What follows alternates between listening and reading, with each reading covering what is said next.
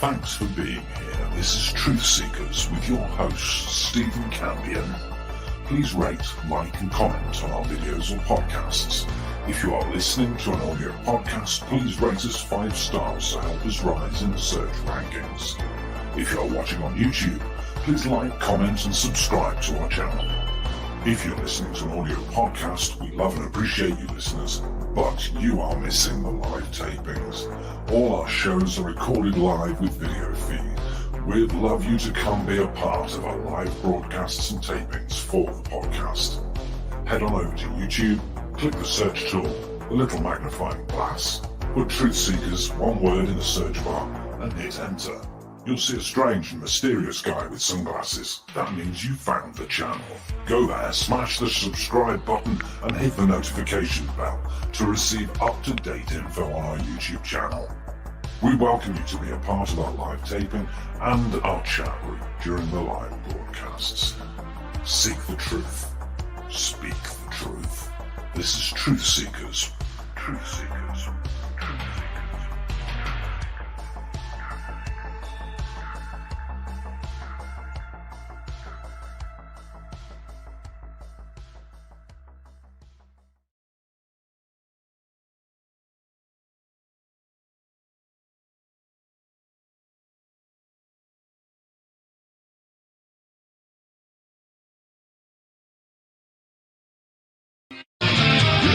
And all my friends are in a cult.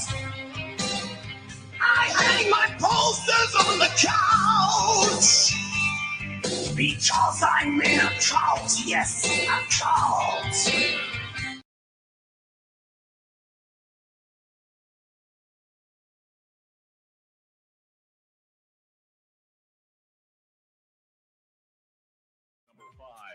Trans medium travel.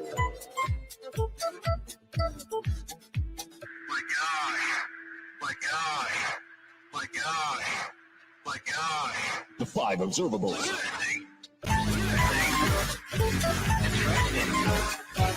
My gosh.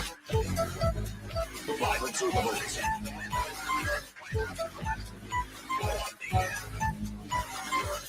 1, 2, 3, 4, 5. Number 5, trans medium travel. My gosh, my gosh, my gosh.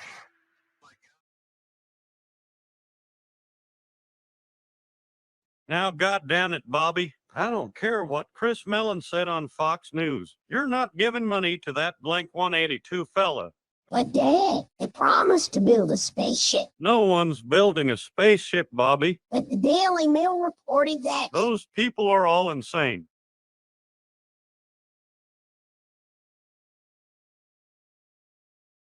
This video has come to be known as Gofast and shows an object speeding just above the water. That thing is hauling That's ass. exactly my point. It's a little less than 2/3 the speed of sound. How is the craft able to fly so fast? We can apply basic trigonometry to figure out how far it moved. And in this case, this object moved about 390 meters in 22 seconds. And that corresponds to a velocity of just 40 miles per hour. That thing is hauling That's ass. exactly my point. 40 miles per hour. It's a little less than 2/3 the speed of sound. 40 miles per hour. But how is the craft able to fly so fast? 40 miles per hour. 40 miles per hour. 40 miles per hour.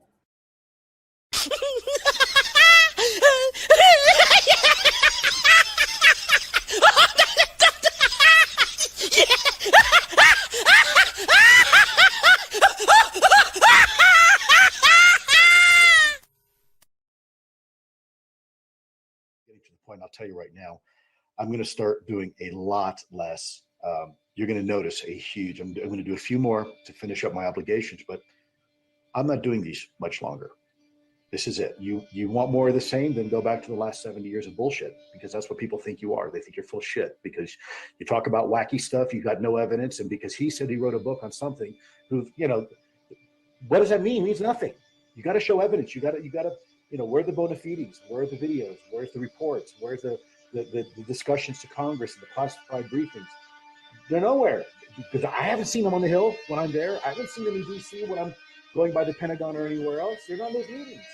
So you're not going to stop me from doing my pursuits because I'm taking this very seriously. And I think, I was, when I first came into this, people told me, oh, ufology eats its own. I'm like, what the hell is ufology? I don't even know what that is. I'm not a ufologist. I never have been. I never will be. So stop wrapping me into that. I am not into ufology. I'm not. In fact, it was up to me. I'd blow it up into a million pieces, as I've said before.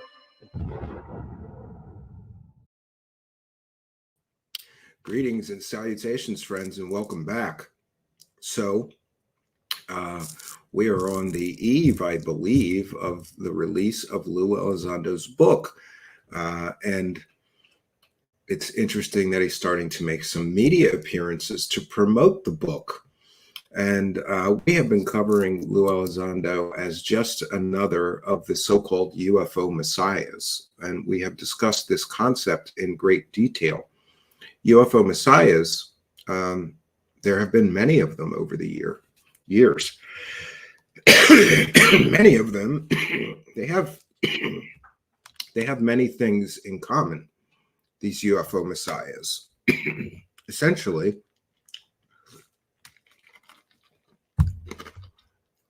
they have what I would call common traits. One of the common traits is that they always need money. And isn't that interesting in the clip we played of Mr. Elizondo at the beginning of our broadcast just now here, that Mr. Elizondo is saying, where is the evidence? And meanwhile, he has created a book that is completely devoid of any actual or real evidence, which amounts to mostly my buddies told me. And who were his buddies or people that he's using for sources? It is people like Hal Puthoff, Eric Davis, Travis Taylor, Jay Stratton, and others that have been making these claims of alien visitation on Earth with absolutely no evidence for decades in some cases. So Lou Elizondo, in my view, is just another UFO messiah who, like all UFO messiahs, always needs money. There's another common trait that all these UFO messiahs have. They overpromise and they underdeliver. For many years now, Lou Elizondo has pretended to have some sort of insider or, government knowledge of what the government really knows about aliens and extraterrestrial visitation and UFOs or UAPs. And then we get his book, a large portion of which was previewed by Google Books, and we see that he doesn't have any insider knowledge. He doesn't have any actual original information. It's all just repeated stories. The book should have been titled Hal Puthoff Told Me. And for those unaware, Hal Puthoff is a complete and total wackadoo who was a Scientologist who claimed that he got superpowers from being in Scientology, who was also fooled by children's magic tricks into believing that Uri Geller had psychic superpowers. Not the best source of information. And of course, these UFO messiahs, they always exaggerate and they get caught lying. Lou Elizondo completely and totally made himself the director of a Pentagon program that never existed. And of course, another common trait of the UFO messiah, they always have something to sell. I can't even put into words how hypocritical this guy is. And I have an old clip of him talking about how his critics are criminals. And meanwhile, he literally lied to investors and his buddies, and they collected millions of dollars based on false promises like, we may have in our possession alien technology, or we're going to create a spaceship with a revolutionary power source that will change the world, as they're collecting investor money. He lied to the New York Times about his background. He had zero assigned responsibilities around UFOs or UAPs while he worked for the government. And today, thanks to the only real mainstream reporter that's doing an honest job of reporting on Elizondo, Steven Greenstreet, we got another confirmation, multiple confirmations that Lou Elizondo is a liar. who lied about his background in order to get those sweet, sweet UFO dollars. But here he is some time ago, and I find this clip just to be hysterical when we take it in context of his shady business dealings. I mean, I don't understand how you could stand up in front of investors and lie and pretend you ran a Pentagon UFO program that never existed. You and your buddies collect millions of dollars, make all these false claims to investors. Where did all that money go? But he always needs more money. So after that money rolled out, I guess, now it's time to sell a book. Again, marketing a book based on a completely and totally fictitious resume and a fictitious UFO program that never existed except in the land of make-believe. Let's revisit this. And remember, he was completely and totally wrong. And of course, this was on the channel of Christina Gomer, because she's a Gomer, Gomez is, who will platform anybody that's fake, and including Jaime Maussan, who's right now trying to sell, stories of alien bodies that are actually glued together, dead children and dead people and animal bones too. So I'll tell you the quality of the shows that Mr. Elizondo goes on. If this man was real and credible, would he be going to Ross Coulthart for interviews about his book? Ross Coulthart is a disgraced Australian journalist who's been caught time and time again selling 100% provably fake stories. So it's no surprise to me that Lou Elizondo goes to the king of fake stories, Ross Coulthart, to promote his book. And it's no surprise to me that the king of fake stories, Ross Coulthart, would help a fake Pentagon UFO program director sell a book full of bullshit. But this was the Felon 5 thing. And it should be, listen, I'm never going to let anybody forget that this caused me a great deal of problems because people were assuming wrongly that I was one of these felon criminals that he was talking about because I was one of his critics. So Lou Elizondo essentially called everybody that's one of his critics a felon, a criminal. It's just amazing to me. And this is your hero, a scumbag that's calling people criminals because they say his fake stories aren't true. And by the way, just in case you're curious, his stories weren't true. He lied about being a Pentagon UFO program director. He's just another fake UFO messiah after the sweet, sweet UFO money. He's not real. Neither was the program he says he ran. And by the way, what kind of ego do you have to just appoint yourself the director of a Pentagon program that doesn't exist, right? And somebody had said that I have some grudge against Mr. Elizondo. I don't have a grudge against him, but he did send one of his cronies to, dox, threaten, and intimidate myself and my family, including my wife by name, right?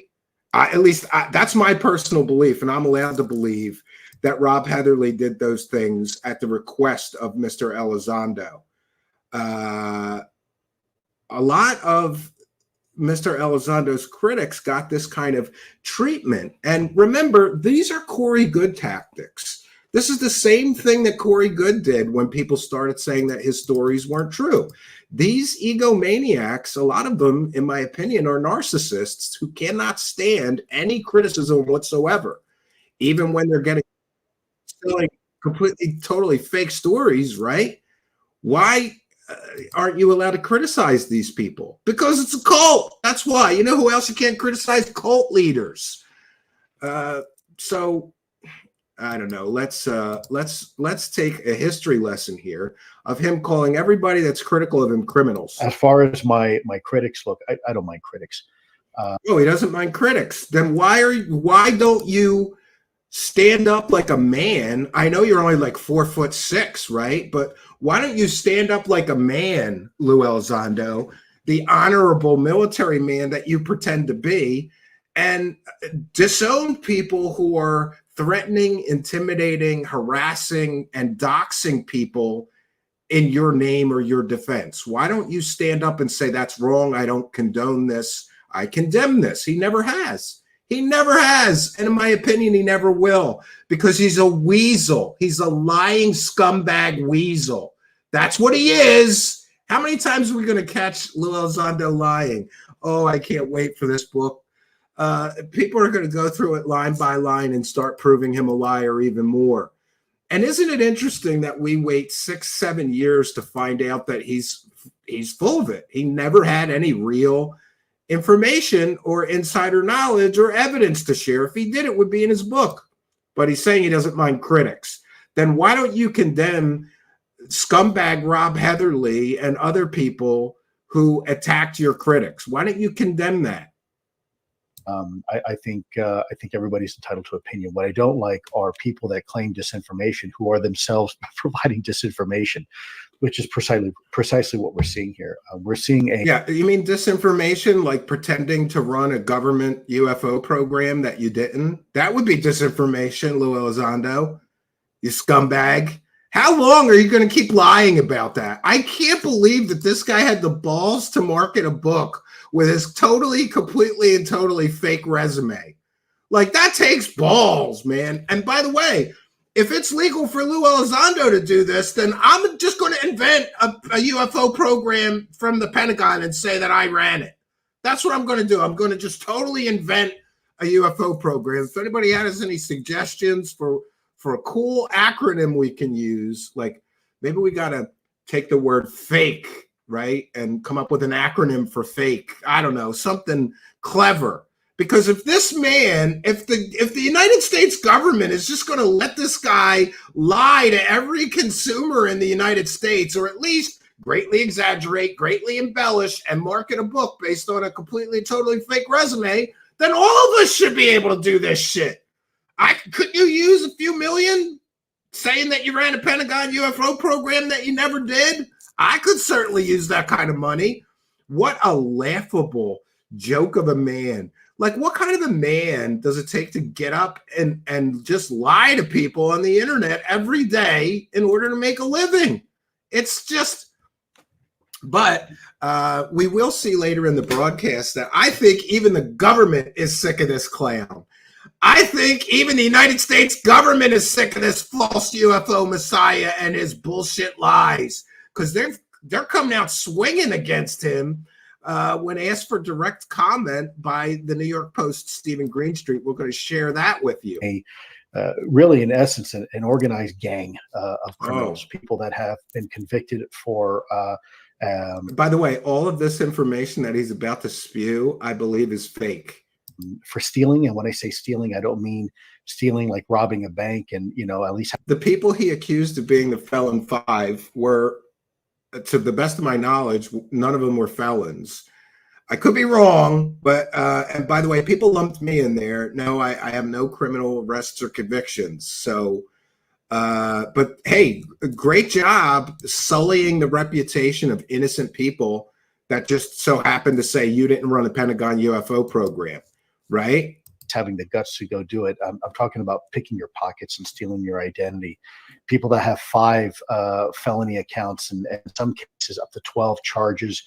In other cases, individuals who have been found guilty of assaulting and battery of a female, of a woman.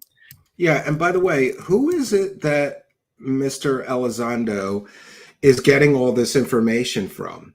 And what kind of a narcissistic scumbag, somebody said something I didn't like on the internet, I got to get a complete criminal background check on them, right?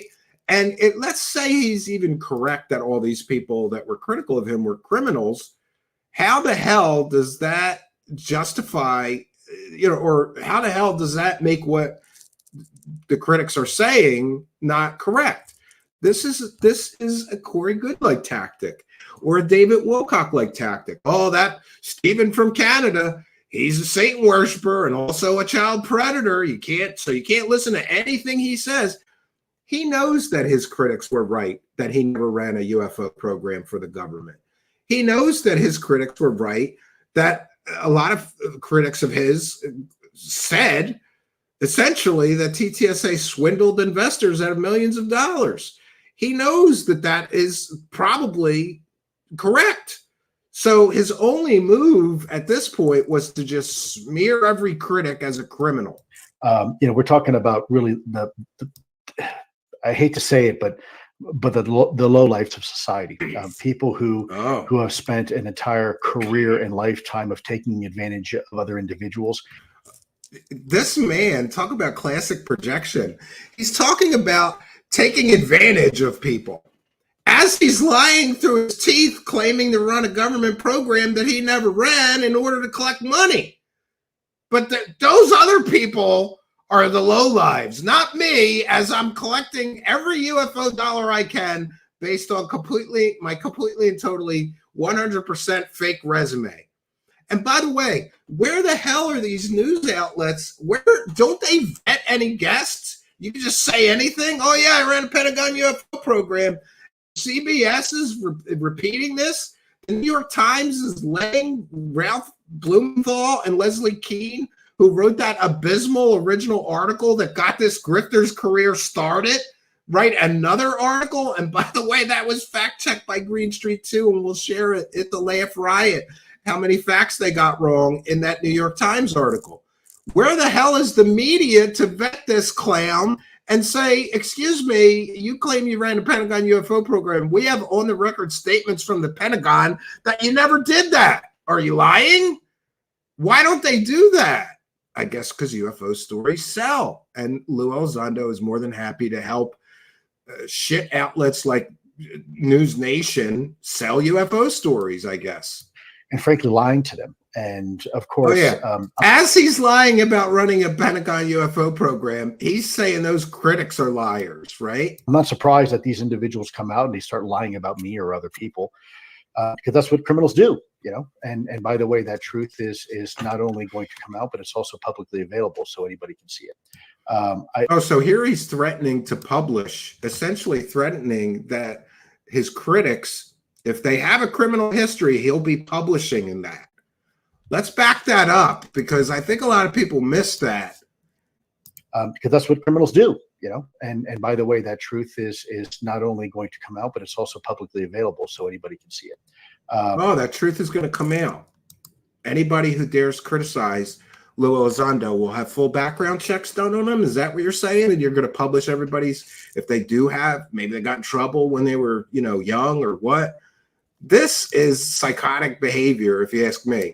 I think what concerns me is when the average person doesn't realize that they're being led astray by some of these individuals who don't have any scruples, and that's the real tragedy. Because a lot of these individuals. What kind of scruples? You mean scruples like the inability to lie about their work history in order to go grab UFO dollars? Is that what you're talking about, Clown Lou? You have no right to talk about people not having scruples, Mr. Torture Czar, right? Did you know that? In Lou Elizondo's book, he claims that he was like the torture czar at Guantanamo Bay. And certainly I'm paraphrasing, but there's a claim that he's like the Darth Vader of torture. And he's going to talk about people being criminals? He's going to talk about people who don't have scruples? Oh my God! Welcome to Clown World, friends. This is Clown World. Individuals are interested and they're hungry for the truth and they want to know what's going on, and they're being misled purposely by a faction of individuals who are engaged in large scale fraud and deception. And large scale fraud and deception. What do you call it when you collect multiple millions of dollars from investors while lying about your resume to investors? What would you call that? Would you call that large-scale fraud and deception, Lou Elizondo? Because I would. I mean, I don't know.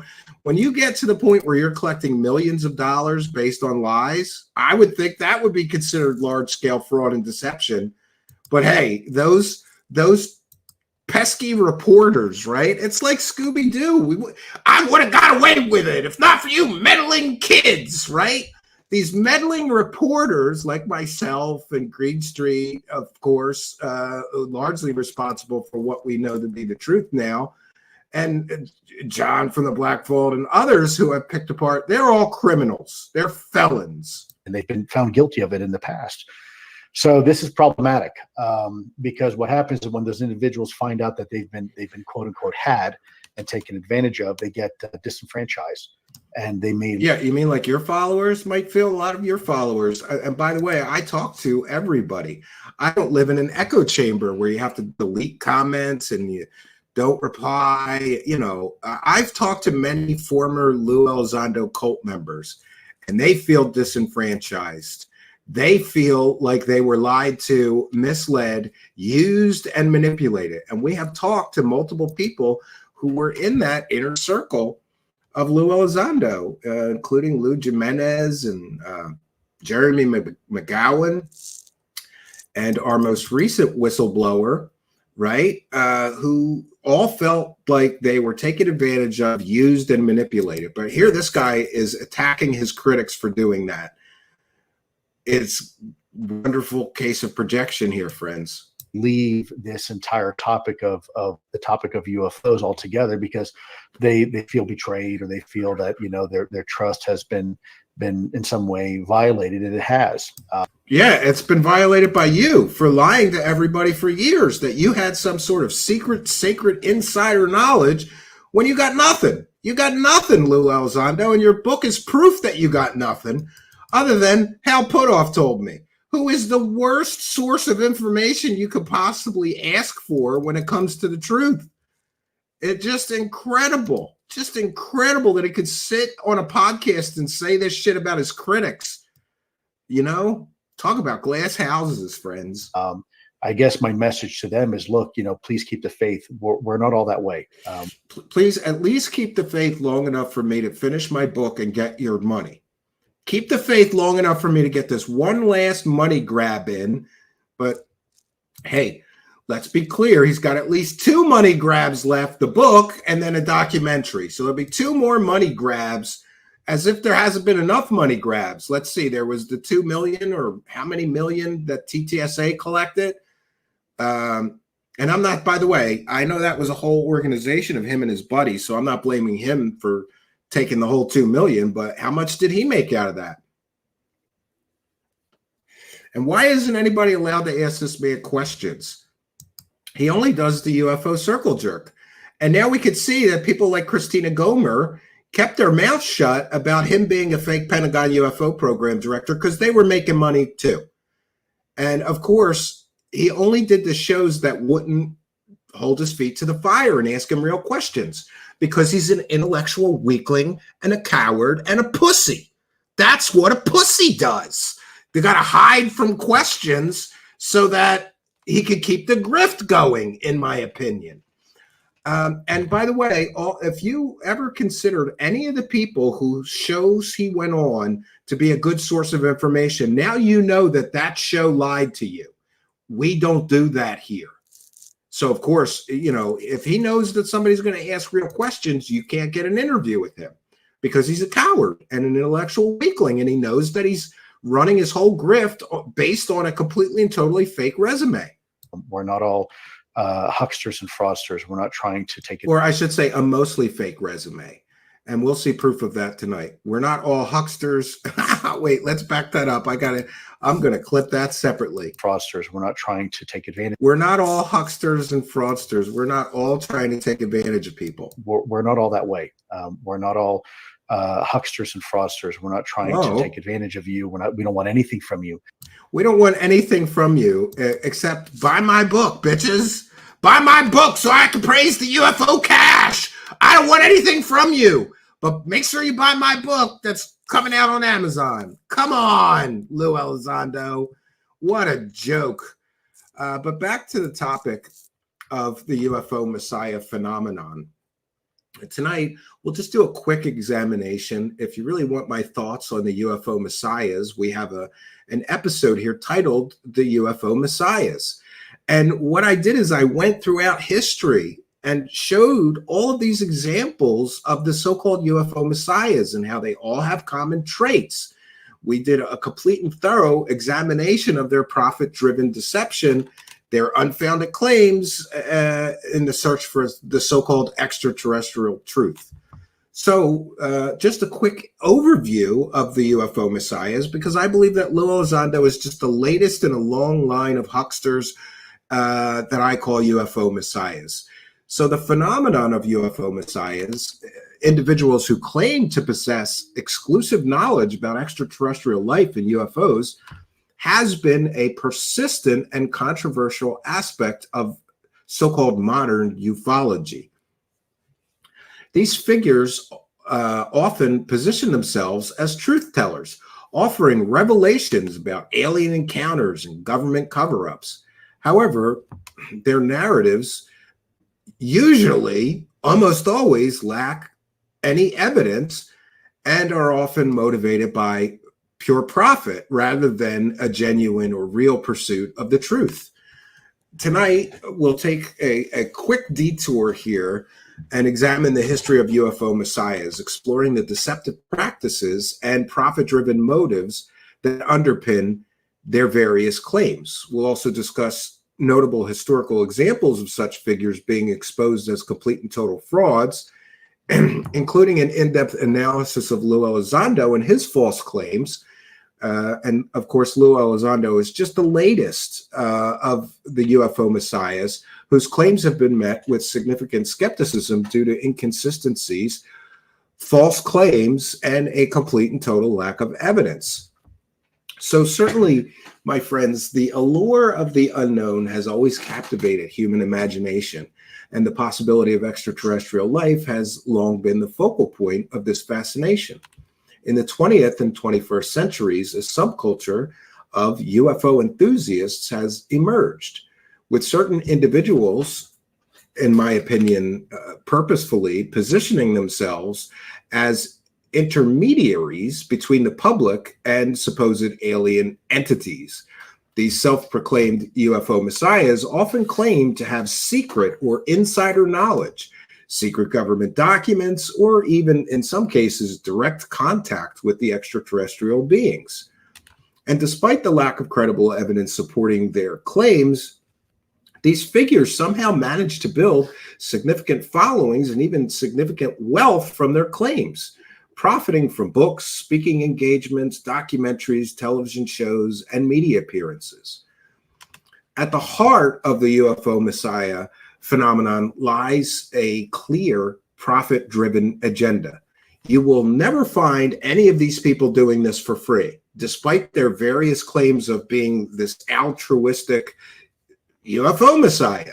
Many of these figures are not content with merely sharing their supposed knowledge for free. No, they all seek to monetize it, whether through the sale of books, documentaries, or speaking tours.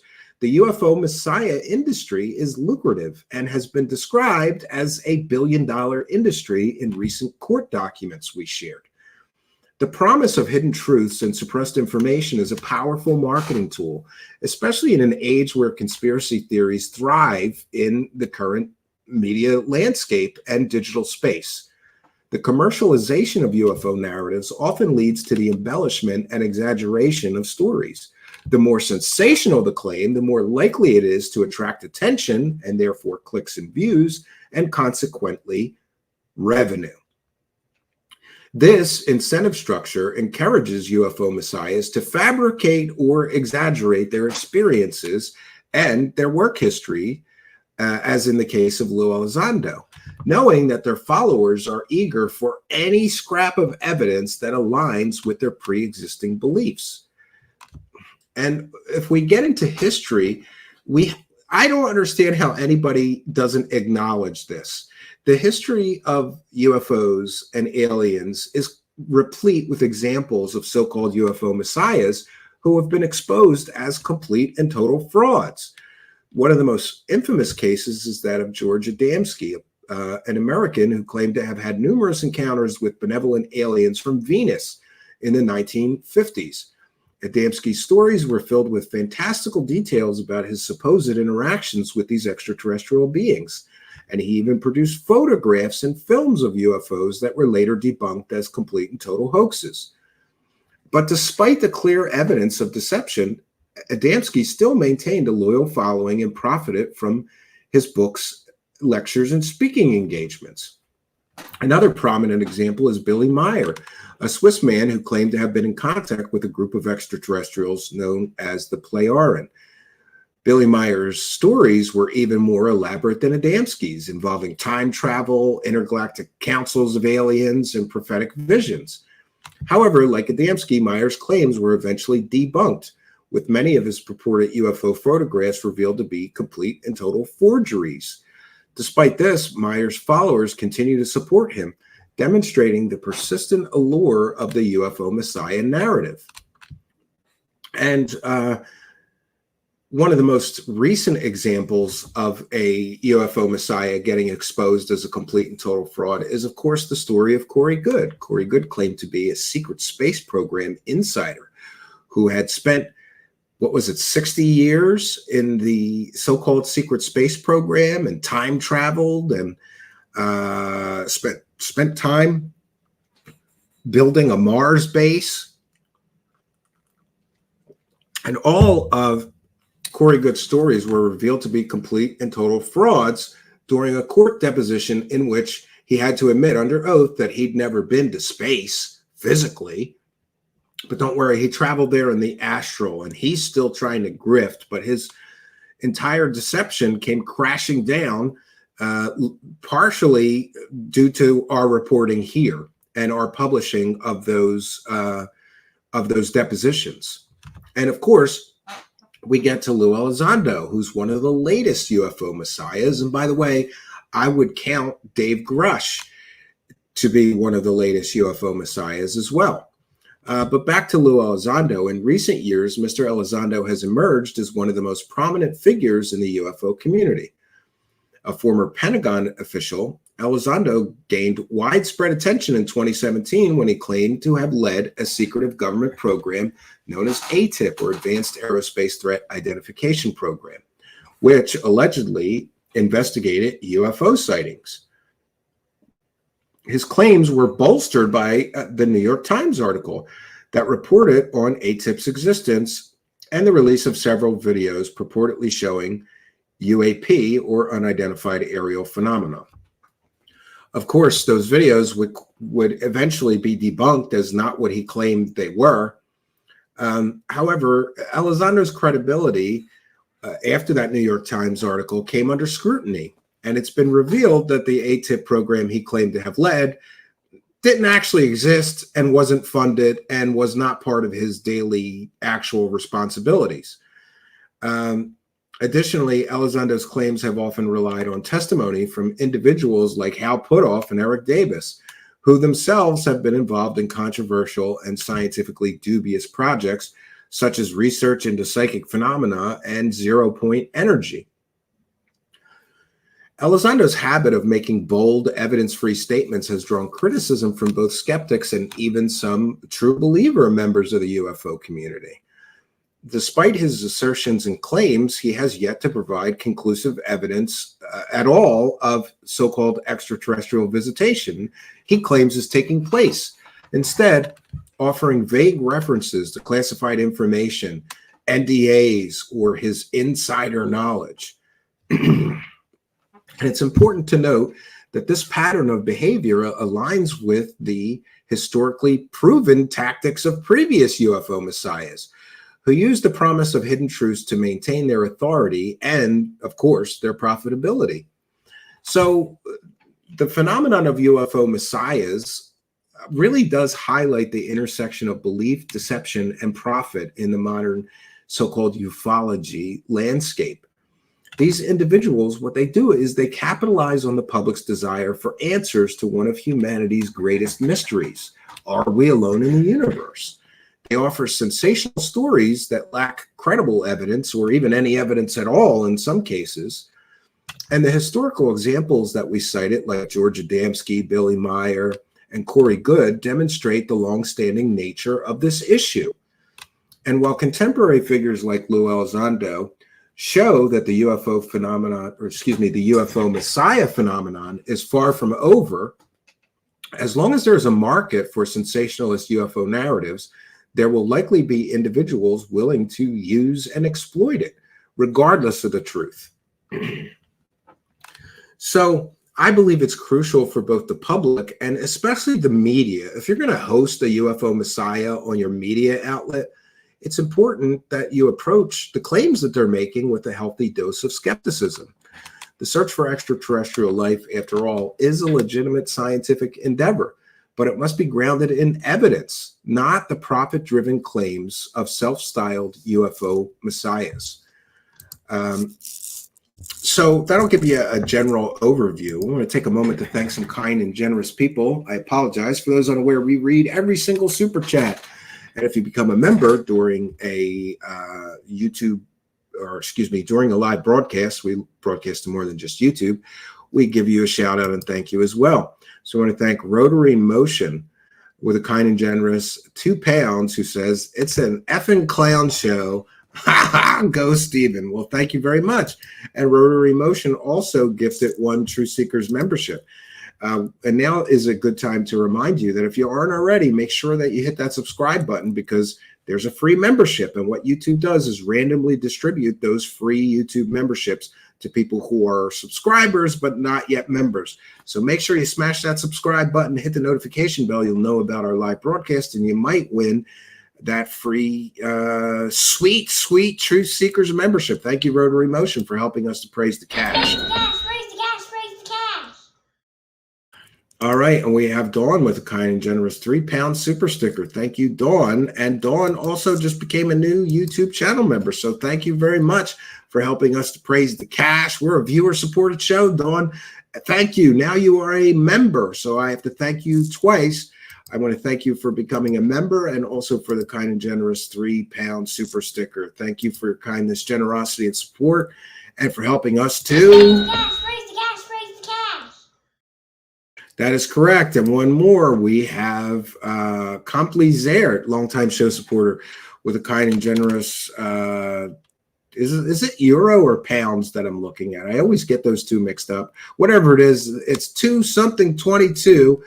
And Complizaire, longtime show supporter, longtime YouTube channel member, says Elizontology, alien crap is real, I think, right? Thank you for your kindness. For those unaware, we're a viewer-supported show. We read every single super chat, so we want to take a moment to thank everybody and let you know that if you send a super chat, I will read it. Sometimes we wait through the presentation until later in the broadcast, but we read every single super chat. I also want to take a moment to thank Mike Larry, who I think bought 100 coffees or something. Let me, I'm not exactly sure how many he bought. 1 second. Let me see. Oh, no, he bought, he bought 100 of them by now. Mike Larry bought 20 beers. There's instructions for how to do that. I got to change that back to tea or coffee. Someone bought 20 beers, and it was Mike Larry. And that was a little bit ago, but we haven't been broadcasting much lately, been soaking up what's left of the summer. So we're going to get into these media appearances now, which I think are a laugh riot, considering they're hosting a fake Pentagon UFO program director who's selling a book. So great job to the media outlets who are these media outlets who are just going, are you lying to sell a book? Why don't you come on CBS Mornings with us and tell us all about it, right? Tell us all about the book you're lying to sell. Incredible, incredible. And of course, before we get into his actual media appearances, I just want to play this because it's funny. Of course, he's going to go on News Nation, right? And by the way, let me put my fair use banner up before we do this. This is fair use. It's a transformative work. And we'll be discussing the video that we're sharing. 1 second here.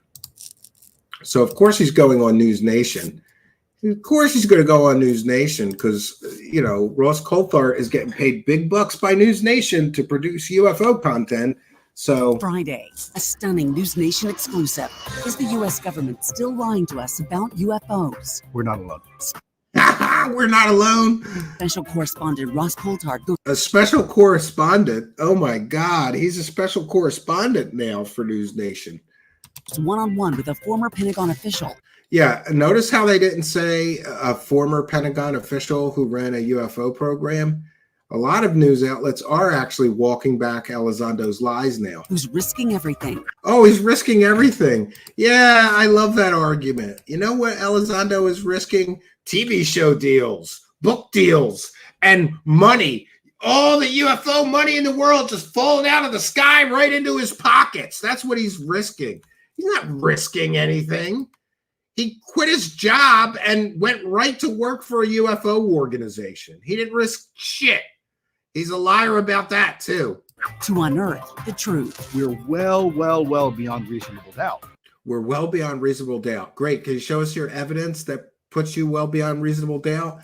Well, Hal Puthoff told me that wackadoo who thought that a guy had superpowers when he was really just using children's magic tricks, he told me the aliens are real, so it must be true. Sharing secrets. And what's sharing what secrets is he sharing? He has no secrets. New information never revealed before. Ooh, new information never revealed before. I'm going to call bull on that because so far, all Elizondo's information can already be found on the internet. He has no secret or insider Pentagon knowledge about any of this, unless you count stories about psychically appearing as an angel to a terrorist with his superpowers and shaking a bed. That's his new information. Until now. It sounds crazy. What I'm saying is real. Confessions of a UFO hunter. Oh, he's a UFO hunter now. He's hunting UFOs. No, he's hunting UFO dollars, friends. That's what he's doing. He is hunting UFO dollars for sure. I don't know about hunting UFOs. What UFOs has he actually hunted? Can we see? Is he talking about when him and who's that other clown? His buddy, Sean Cahill, faked the UFO in Lou Elizondo's backyard? Well, Sean Cahill did it, but we'll blame Elizondo because it happened in his backyard, right? Totally ridiculous. Hunting UFOs. He's a UFO hunter, friends. Friday at 9/8 Central, only on News Nation. No, I'm glad he's doing that because we're going to cover it because it's two of my favorite UFO clowns circle jerking each other off. Can't wait. We'll cover that here, friends. Just wanted to, see, I'm helping Lou Elizondo promote his shit book, his book of garbage. And of course, there was Daily Mail was one of the interviews that he did recently. And I noticed this and his CBS This Morning thing, very short segments. It's not like before when he used to do 2-hour-long podcasts or 3-hour-long podcasts. I guess he doesn't want to give away too much. Or those media outlets really aren't interested in a long-form interview for him. But it's interesting to see. He went from 60-minute long-form interviews to, well, we'll just talk to this guy for 4 minutes or 7 minutes, whatever. Just get the clickbait going, right? And that's what it is. And again, we're sharing this under fair use. Let's commence with the BS parade, friends. I remember distinctly a conversation I had with Dr. Lukatsky during the early time when he was, I think, assessing me is probably what they were doing. See if I would be a good fit. And I remember him very distinctly at the end of the conversation. He pulled his glasses down and he looked over his glasses at me and he said, "What do you think about UFOs?" And I paused for a moment and I responded truthfully. I said, "I don't." And he said, "Well, do you not believe in them?" Oh, yeah. So he never thought about UFOs before. And I believe this is false. I think Lou Elizondo was a UFO fan while he worked at the Pentagon and has been a UFO fan. But they all do this. They like to pretend, oh, I was never into, look at Grush. Oh, I was never into UFOs, but he's going to Star Trek conventions. Really? You're not into UFOs? Come on. And you're going to UFO conventions, but you're not into UFOs?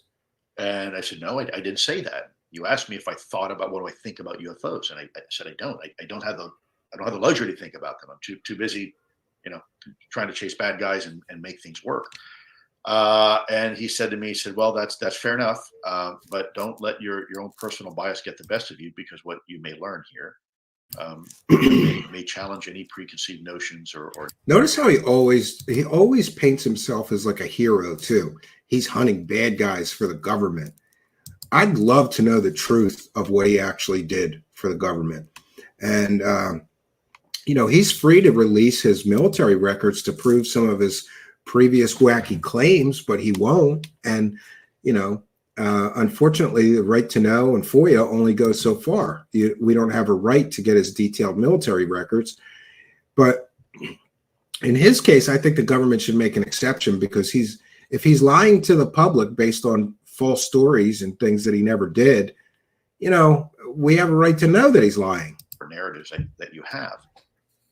And that's really when I first learned what this program was about. We were getting multiple reports, a lot of reports of UAP. We call them UAP now, but in the vernacular, UFOs were being encountered over controlled U.S. airspace and theaters of combat, and were posing, in some cases, a flight safety risk to our pilots. Now, what do I mean by that? So we have reports and videos, in some cases, of these UAP, UFOs, splitting a combat formation. Now, if you know what a combat formation is. And again, these are claims that he is making, but he doesn't have the video to prove this. So for all we know, this is just a story that he heard and that he's repeating. Evidence-free anecdotes, friends. That's what we get from this guy. These aircraft fly very close to each other in a combat scenario, right? So they're like this. When you have a UAP splitting the formation, that's problematic. Furthermore, we have countless reports of these things being. Well, see, this is one of those things that makes me wish that I had better press credentials, because somebody should be able to go to the government and show them this clip and say, is he telling the truth here that you guys once encountered a UAP that split a combat formation? He won't give you the proof, but we may be able to prove him a liar here. Encountered over controlled U.S. airspace, over sensitive military facilities and installations. And we had no idea where these things were from. The origin, we had no clue. Their performance characteristics were stunning. These were beyond next generation technology. These were things that could perform in ways. He's going to use the term anything that we had in our inventory. Outperform anything that we have in our inventory. But this is the same guy who told you that Gofast was going near Mach 1 and it was doing 40 miles an hour. So I don't think that this guy is a very good source of information when he makes claims like these outperform anything in our inventory. Well, where's the sensor data? You remember the clip at the beginning of the broadcast? Where's the data? Where's the videos? Where's the information? If you want more of the same, right? And we were pretty sure outperformed anything that our adversaries had. We were getting these routine pleas. How does he know what our adversaries have? Isn't it the University of Shanghai just released videos of transmedium craft that they're developing? And this clown used to say that none of our adversaries have transmedium craft, right? It's beyond the laws of physics. No, it's not. Please. These cries from the field. In fact, I remember one email very specifically where one of the senior people in the fleet, a very senior officer, basically said, look, these things are all over the ship. I don't know what to tell you. I can't keep people below deck forever and keep this a secret. What do you want me to do? We keep telling him, look, the cavalry's. This is another one where we should be able to FOIA those emails. Like, I think he's really going out on a limb here on the bull meter, right? Coming. We've got these plans in place to help you out. And every time we would want to get this briefed up to a higher level, we were being basically stovepiped and then cut off. We actually had at one point. Oh yeah, the compartmentalization. That's why we can't get any of the proof. Sure. Point, if you will, a trap set up to collect information on these UAP. Oh, and this is interesting. He claims that they were going to trap UAP or UFOs by using a nuclear device. As if Mr. Elizondo and his buddies just have access to nuclear devices that they can use to make UFO alien traps out of. This story is ridiculous just based on the fact that do you know how few people in the United States government actually have access to nuclear material? But I can only talk about it because I've now had approval by the Pentagon to talk about it.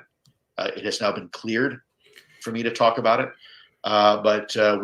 Yeah, and that doesn't mean that it's true. That just means it's not anything sensitive or classified. So let me ask you a question. if the government really had a plan to trap UFOs or UAP or bait them with nuclear material, wouldn't that be a classified project because it involved the use of nuclear material? You're goddamn right it would. But somehow he's going to claim that none of that is classified because the Pentagon's Office of Pre-Publication authorized him to talk about this. So it couldn't be classified. Come on, Lou Elizondo, you liar. He had a plan to set up a real big nuclear footprint, something we knew would be irresistible for these UAP. And then once we started seeing these UAP, with the trap would be sprung. Congress is being briefed fairly routinely. So listen, friends, they were going to trap the space aliens with nuclear material, but it's not classified. They were going to trap the space aliens with a big nuclear footprint, but that's not classified. And we know it's not classified because Doctor said he could talk about this, which means it wasn't classified, which probably means the whole story is bull. By whistleblowers. Some of them have not been made public yet. New whistleblowers are ready to come out. New whistleblowers. Are they going to be just as effective as the last whistleblower, who Dave Grush, who spent how many days now since June 5th, 2023? 400. The last whistleblower. Listen, when Lou Elizondo talks about whistleblowers, he's talking about storytellers. There is a big difference, friends, between a storyteller and a whistleblower. Whistleblowers have evidence. Storytellers do not. So the fact that he's claiming there's new whistleblowers coming out, look at his last one, who Brian Bender and others said groomed to be a whistleblower. 441 days. And Dave Grush has not provided any evidence of his claims. And let's, for a moment, just for one example, Dave Grush claims that alien space monsters are murdering humans on Earth. I'm going to say that again. Dave Grush claimed that interdimensional or alien space monsters were murdering humans. That's what Lou Elizondo is calling a whistleblower. And did Dave Grush have evidence that interdimensional space monsters are killing humans? Of course not. For 441 days now, there's been zero evidence. Why do they have the right legal protection? Oh, we were told by the people who had the material. I mean, it's kind of when they sit there and say, yeah, look, we're happy to have this conversation with you. There's some things that you're going to need to do if you want, more access to it. But yeah, we're happy to give this stuff to you. That's a big deal. That's kind of I'm careful what I say here, but that's a holy cow moment, right? But you could probably. Yeah, he's still dancing around pretending he has an NDA, but we know from Arrow that there's no UFO or UAP specific NDAs. And we also know that he's been cleared to talk about all of this by Dobser. So if any of this was classified, he wouldn't be allowed to talk about it at all. You see the problem here? You can't have it both ways, Lou Elizondo. Either it's classified or you're cleared to talk about it, and therefore it's not classified. That dance is not going to work for you anymore. I'll put some expletives in there if you wanted to. That's a seismic revelation. Then, of course, you have the material science and analysis that's been done on some of this material. Yes, and Arrow concluded that the pieces, the parts pieces, that was a hoax when Linda Moulton Howe ran that hoax, and then they bought the hoax. Lou Elizondo and his buddies at TTSA bought the hoax material from Linda Moulton Howe for, what was it, $30,000, and then somehow conned the Army into a research project based on those materials. Arrow did an analysis on those materials, and they were from a missile casing. They weren't from anything alien, normal terrestrial material. But he's still going to pretend that there's super advanced materials that the government has in its possession, and they don't know what it is, and metamaterial this, and it defies the laws of physics that, right? Which, look, despite what some people say now, like, oh, this is a missile casing from the 1950s.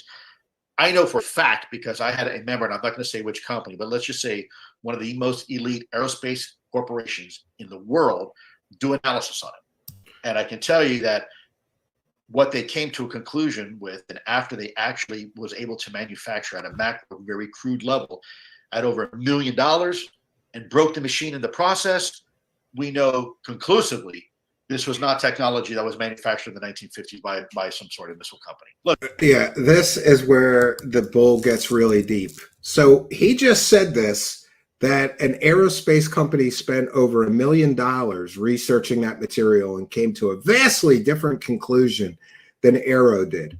Then show us the reports, Lou Elizondo, or is this just another in a long line of bluffs about so-called alien crash retrieval material? How much money did you and TTSA collect lying to everybody about those arts parts? Allegedly lying to everybody. How much, what was it, a couple $1 million you guys collected and you were going to provide the proof, but you never did. But then the government got a hold of that piece, a piece of that stuff, and said normal earthly material. But now he's going to bluff. No, it wasn't. No, it wasn't. The government lied to you, not me, the guy who's been lying about running a Pentagon UFO program. The government is the people that lied to you, because an aerospace company spent over $1 million and broke a machine analyzing it. Come on. And broke the machine. You know, people who lie and fabricate stories often include useless details like that. Oh yeah, add that as a prover maneuver. It makes it sound more real. Broke the machine when they were analyzing the alien spooge. I mean, material. Come on. And of course, he's not going to provide any evidence or proof.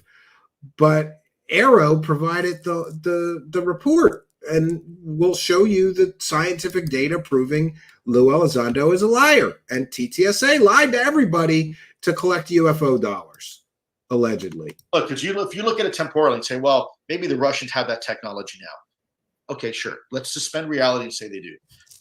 But they didn't in the late 1840s. And so that would be like. And this, how does he know what capabilities the Russians had in the 1940s? He doesn't. This is the age-old argument that Lou Elizondo, it couldn't be adversarial technology. Well, you know, he once claims that transmedium is one of the observables, right? And our adversaries couldn't have transmedium craft, but yes, they do. Yes, they do, and have had transmedium craft for some time now. So wrong about the Gofast, wrong about transmedium craft, wrong about arts parts being alien or possibly alien, allegedly alien, whatever. The guy's wrong about everything. And it appears that he's just going to bluff to cover it. Oh, no, an aerospace company spent $1 million. Great. Can I get the name of the aerospace company and who you spoke with there so I can confirm that this story is not another in a long line of your bullshit stories? Oh, that's right. Anonymous sources. You can't, right?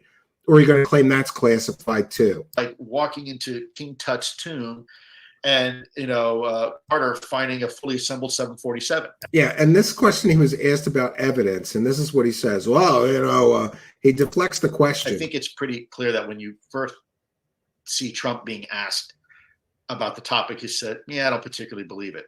But interestingly, the next time he was asked, he's like, hey, there's something there. There's something to it, right? There were some very peculiar incidents that occurred simultaneously while I was involved in the ATIP portfolio. And I'll tell you, it wasn't. There was no ATIP portfolio. There was no ATIP program. Here he is lying straight to reporters about being involved in an ATIP portfolio. ATIP didn't exist. Lou Elizondo, you had no assigned responsibilities. A lot of the folks in ATIP experienced very similar things. It was witnessed by friends, neighbors. Yeah. A lot of the people involved with his make-believe UFO program apparently saw alien sphere space monsters, right? Is that what it is? Alien sphere space monsters! Yes! Alien sphere space monsters! And he forgot to tell us about the alien sphere space monsters appearing in his bedroom, I think, and in his living room on a frequent basis. And he just forgot to get a film camera, a video camera, or get his phone out and take pictures of the alien sphere space monsters. He didn't take any pictures. Listen, if you got alien sphere space monsters appearing in your living room on a routine basis, you take a picture of the alien sphere space monsters. No, I'm not going to take a picture. I'll just tell people about it. I'm not going to take a video of the alien sphere space monsters. They might not like that. I'm just going to tell people about it in my book because I need something to fill up my book of bull. What the connection is, I can't tell you for sure. I don't know. I'm not a scientist. Technically, wouldn't he be a scientist if he has a science degree? He can't even, he's even going to lie about that. I'm not a scientist. Don't you have like a degree in immunology or biology? I would think that would make him a scientist. I don't know. And but we experienced, my family, my kids, my wife, some neighbors saw these green little diffuse balls of light, luminous balls of light. Yeah, alien sphere space monsters. Yeah. Think of a volleyball, but without hard edges, right? Floating through the house. You can call them an orb, I guess. You can call them, maybe some sort of drone or remote operator. Spaceballs, friends. Lou Elizondo has Spaceballs in his living room, okay? He had some alien Spaceballs in his living room. Didn't think to get a video. Didn't think to get a picture, even though this happened routinely, that the alien space monster Spaceballs would appear to his children, his wife, him, in his living room. I think he just said his neighbor saw an alien Spaceball. Can we interview the neighbor that saw the alien Spaceballs, Lou? Or are you bluffing here? Are you making up a porky? Vehicle. I've never seen anything like it. But like, I guess some people describe it as like ball lightning, maybe. But a diffuse green orb ball just hover right down the hall and disappear right through a wall. What, if any, the connection is to the UAP? I don't know. I'm just reporting it in the book so people know, right? If you're going to be transparent, you got to be as transparent as you can to include even in your own life, and even if it makes you look kind of crazy. Do you think you're talking about alien Spaceballs in your living room? Yeah, it does seem a little crazy. And what seems even crazier is that you said that routinely the alien Spaceballs would appear in your living room and go down the hall, like you just said, go through walls, but you didn't think to take a picture or a video of it with your phone. You just figured wait and just tell the story in your book with no evidence, because that's always better, right, to not have a picture. Listen, if this was a real story, wouldn't it be better if you had videos and pictures to prove the story was real? Or is it better to have no evidence if it's a fake story, right? Because then people can't disprove the fake evidence. I don't know. That's what happened. And if it was just me, maybe I wouldn't have written about it. But the fact that it happened to other colleagues of mine that were in ATIP, I wanted to share that experience. And again, is there a congruency? Is there a relationship between the two?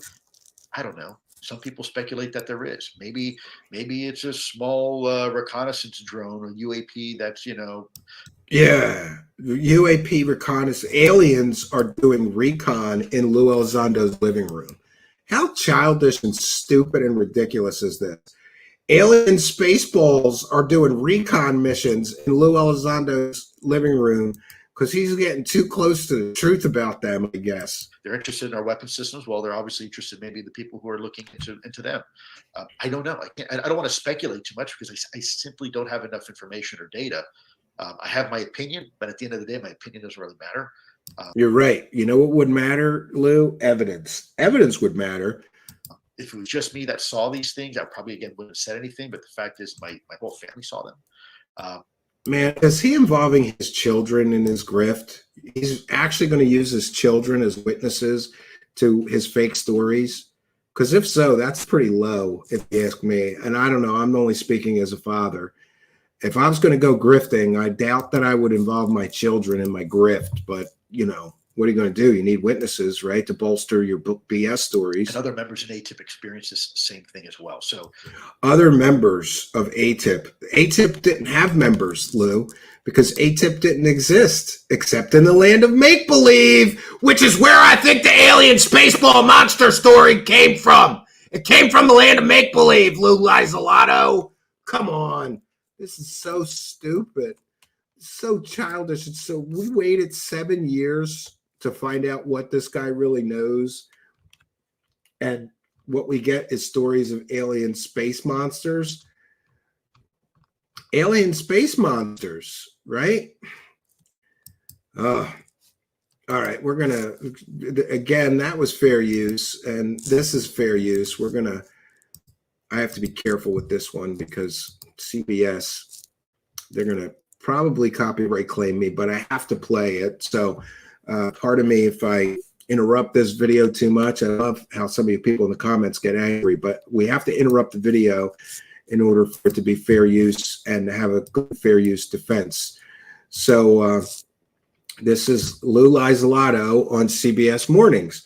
And, you know, I used to think that 60 Minutes was really good fact-based reporting, but I don't anymore because they let a fake Pentagon UFO program director on 60 Minutes, and they didn't vet his fake claims of running a Pentagon UFO program and find out he never did.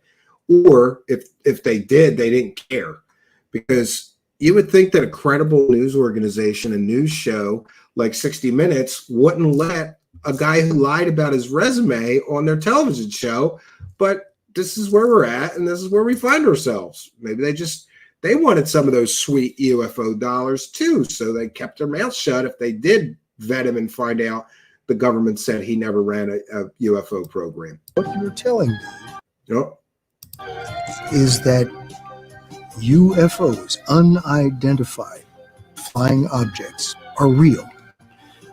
Bill, I think we're beyond that already. The government has already stated for the record that they're real. I'm not telling you that. The United States government is telling you that. Yeah, and this is so stupid. Of course UFOs are real, because there's always going to be something in our skies that we can't explain. Unidentified flying object. But Lou Elizondo and many other people conflate the government saying UFOs are real with the government saying aliens, that UFOs are alien spacecraft. Comments on 60 Minutes by former Pentagon and intelligence official Lou Elizondo put the global spotlight on the government's look into unidentified aerial phenomena. Or I think it's interesting. I think it was Greenstreet who predicted that they would say he ran a government UFO program. They did not. They're just calling him a former government official now. Maybe they got wise to Greenstreet's reporting and others reporting that Lou Elizondo lied and he never ran a real government program that had anything to do with UFOs. Or UAPs. Now Elizondo is sharing more details about his work. He is the author of the new book, Imminent, Inside the Pentagon's Hunt for UFOs. I really think he should have called his book Ignorant or Nothing Burger. This whole book is one big nothing burger, but good for him, man. The grifting is good. If you could get on a CBS television show to pump your book that's releasing, what is it, tomorrow, I think. In it, he writes these crafts are not made by humans. And yeah, this is what he's saying in the book. The craft are not made by humans, and they are a very serious national security issue. And what evidence does he show to support that the craft are not made by humans? And, you know, this is another thing. Even if that were the case, wouldn't it be the case that some of the craft are not made by humans and others are misidentifications, like, you know, balloons and atmospheric phenomenon, drones, misidentified aircraft? But no, just make a sweeping statement. UFOs are not made by humans. Does that mean all of them? Like, this is just so stupid. And they present a very serious national security issue. Lou Elizondo joins us first right here on CBS Mornings. Welcome. Thank you. My honor and privilege. Yeah, a lot of people, I think, even if you don't believe in UFOs or you are someone that definitely believes that there is something out there, you talk about this idea of these crafts being created to, quote, be friends from out of town. What makes you so? He's so convinced that they're aliens, right? I'm at a loss, like, to just so boldly claim these are definitely not made on Earth. And why is it that he waited 6 or 7 years to get this bold in his claims and assertions? He would dance around that before, or he would say, we may not be alone or something, but now he's all chips in on the aliens, man, because I think he knows his grift is running out, maybe. Certain that they're not made by humans. And also, if I could, early in your book, you said when governments lie to their people, all of democracy is at risk. Do you think the government is lying? Well, we know that the government never lies, right? Iran-Contra, Pentagon Papers, Afghanistan withdrawal. No. Yeah, and here's why the UFO grift and the claims of government cover-up work so well. Because the government does lie to us constantly. So if you want to sell your fake stories and just claim the government is lying about this, people will believe it. Unfortunately, the government is not this huge colossal machine, if you will. It's segregated into these little fiefdoms, if you will. And unfortunately, they don't always coordinate and talk with one another. As far as these vehicles not being made by humans, if you will, that's not me saying that. We have scientists, some of the top scientists that your taxpayer dollars have paid for them to conduct this research. And that. So he's saying that Hal Puthoff said that these are aliens. These things are made by aliens. Because who was involved in some of that $22 million that was wasted? Hal Puthoff and Eric Davis. The same two scientist wackadoos that all of these clowns cite as proof. I wonder if these hosts know who he's talking about here. He's talking about Eric Davis, who's a complete and total whack job, whose research was called crackpot research by, what was it, the Air Force called his research crackpot research. And Hal Puthoff, of course, is the guy who wasted, I don't know if it was hundreds of thousands of dollars or millions of dollars studying people who claimed to have superpowers and determining that many of them did have superpowers, even ones that were using children's magic tricks. Someday we have to have Banachek here, who is a mentalist in Las Vegas, who is one of the people that fooled Hal Puthoff into believing that people have superpowers. And he did it with children's magic tricks. These are the scientists that he's claiming are saying, you know, context matters.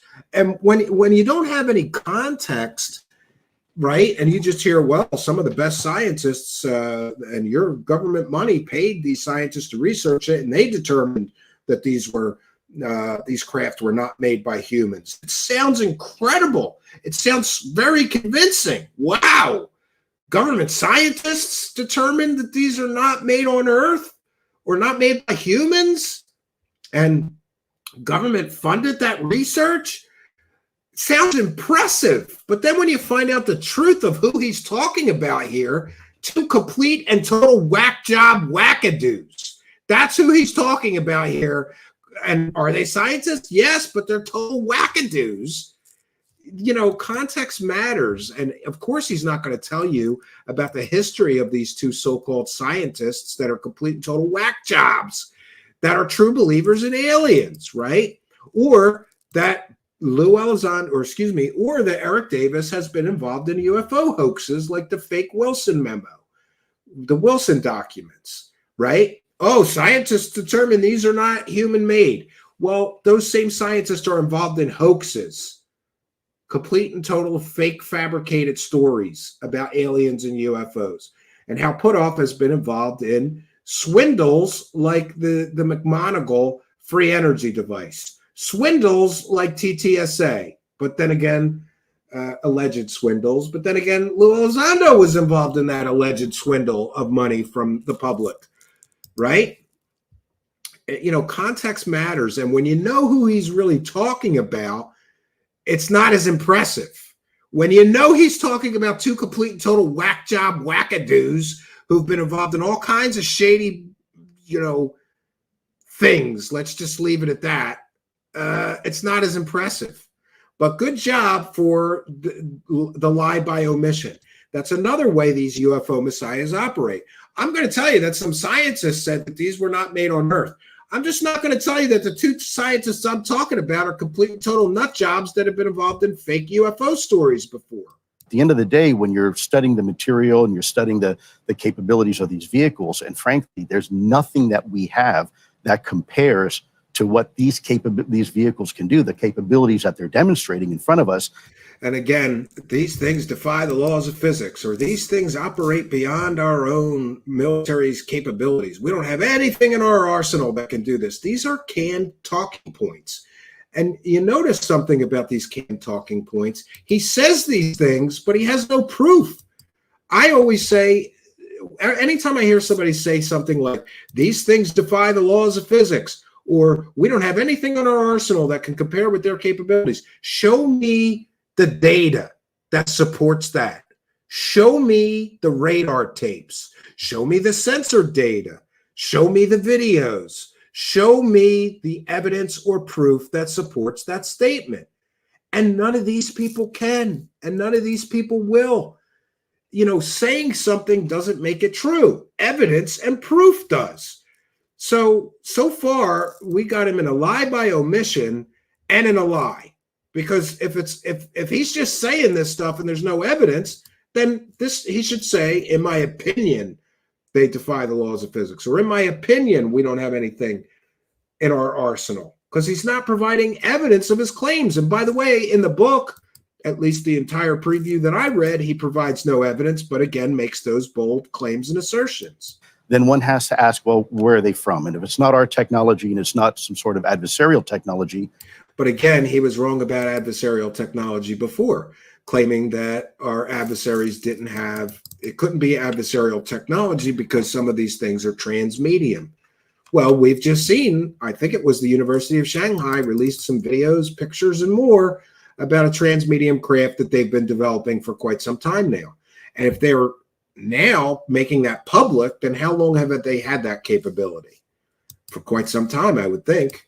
It's someone's technology. In a statement to CBS News, the Pentagon spokesperson said, yeah, and here's where they actually did a decent job pushing back a little bit. That the department will follow the data wherever it leads. However, to date, we have not found any credible evidence of extraterrestrial activity.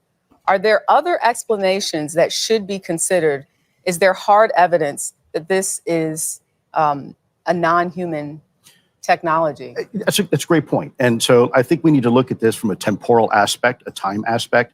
Oh, yeah. This is the new buzzword. We need to look at this from a temporal. Come on. And he's dodging the question. The question is there hard evidence or proof that these things are non-human? I think if you were to look at it now and say, well, there's no evidence these things are, if you will, not human. The reality is we've been dealing with this topic as a government for decades. So it's not like there's some sort of adversarial technology that just popped on the proverbial radar that's ahead of us.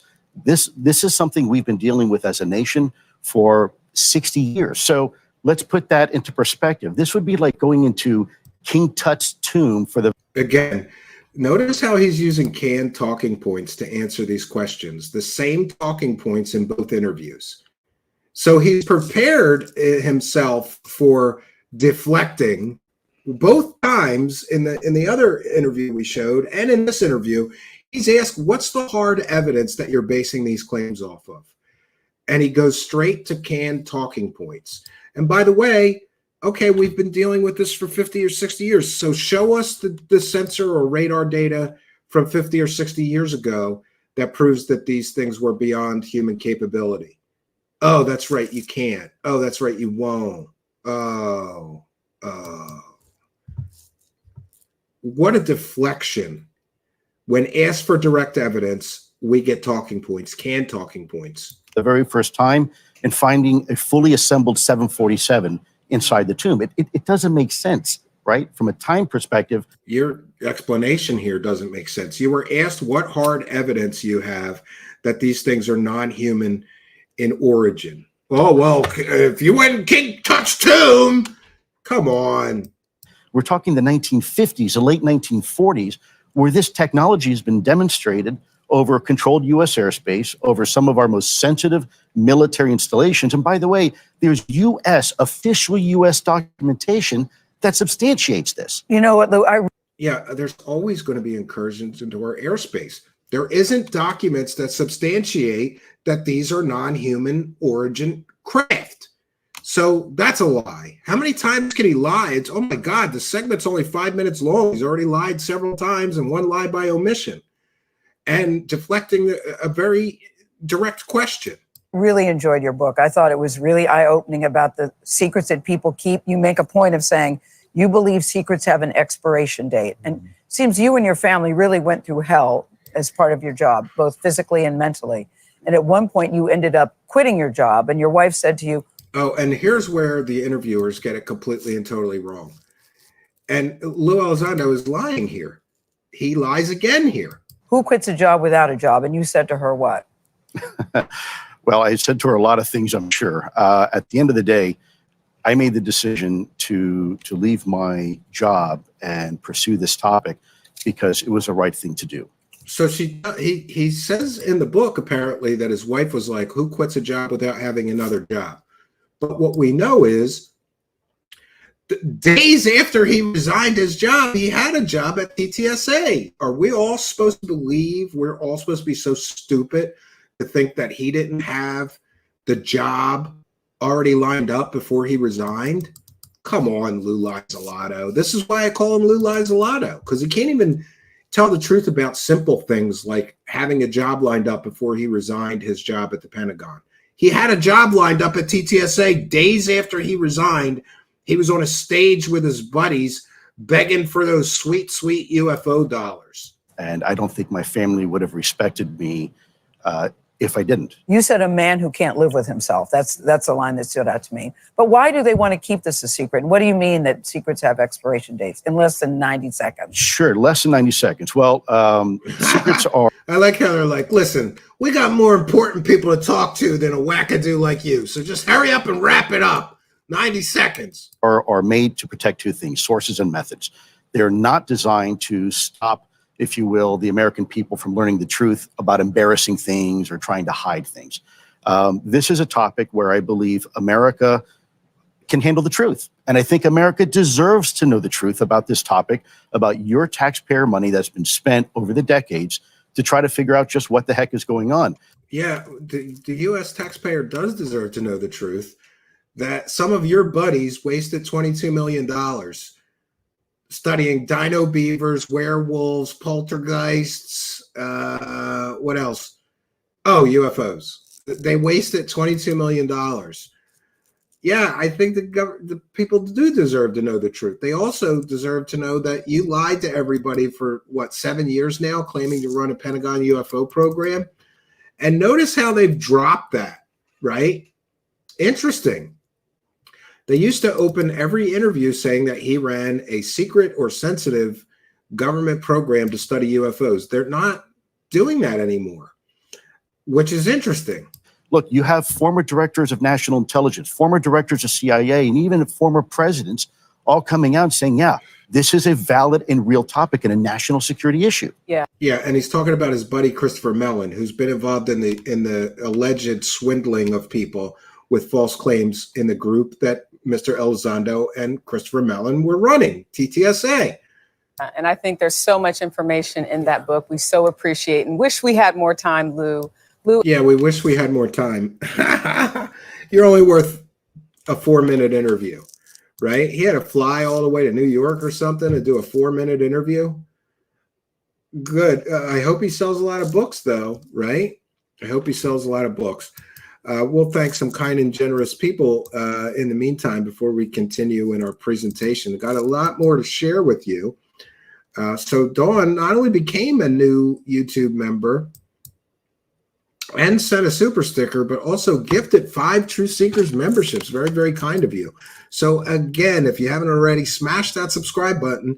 There are 6 free Truth Seekers YouTube memberships up for grabs. You can get a free one. YouTube distributes them to people who are subscribers, but not yet YouTube channel members. And what do you get? You get a YouTube channel member badge. You get some extra goodies in the member section.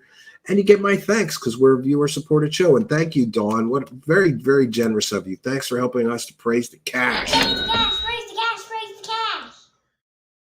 All right. And, oh, boy. I'm having a real tough time with my, Compliziert with a kind and generous 224 meth heads in med beds and remote chewing whistle throwers. Thanks for your kindness, generosity, and support. And Dawn with another one, a 99-cent super sticker. Thank you for helping us to praise the cash. And we'll do a big one to thank all of you YouTube channel members and supporters. We appreciate you. Thanks for appreciating us. And my thanks to you people buying me a coffee, sending a PayPal pledge, joining our YouTube channel members, or joining our Patreon. Instructions for how you can help are in the description of this video or podcast. Thanks to all of you guys for being so generous. Praise the cash, praise the cash, praise the cash. Thank you for your kindness. Thank you for your generosity. Praise the cash, praise the cash, praise the cash.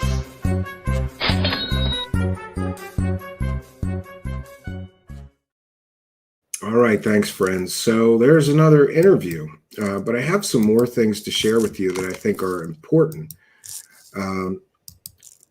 For those unaware, it's very, very difficult to get the government to go on the record and comment on some of the things that Lou Elizondo says. But there's one mainstream reporter. I like almost no mainstream reporters, but this guy does a great job. So Steven Greenstreet fact-checked the New York Times article. He says the New York Times bafflingly prints,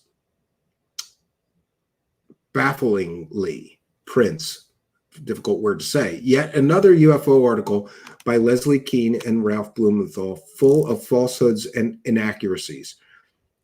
There is no debate here. This is straight up lies and deception.